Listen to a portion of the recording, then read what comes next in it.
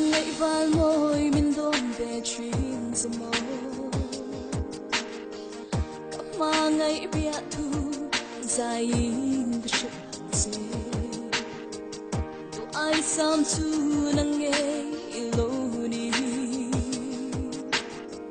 him tên lên lá cái tan đầm chung y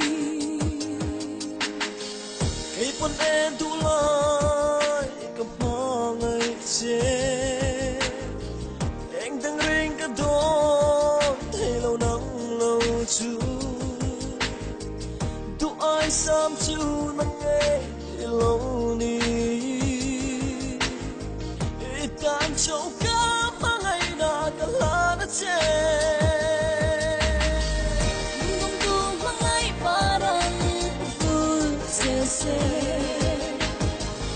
Hiền có môi lần buồn trong phố chuyện mà biết thương lên tối dễ đi cần ta đã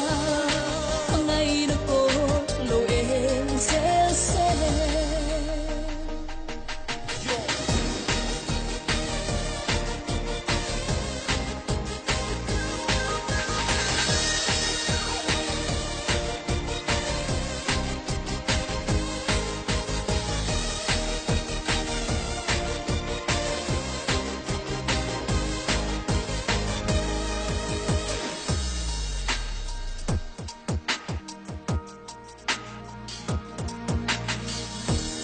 sông trả nam mây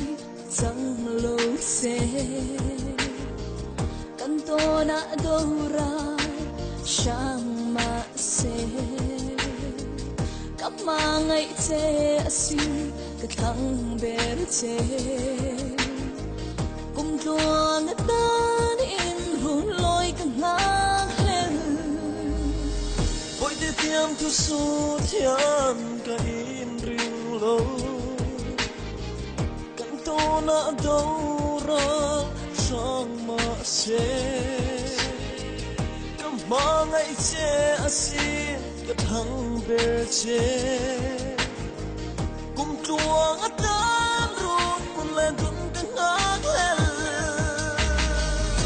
cùng tu mà ngày parang tu se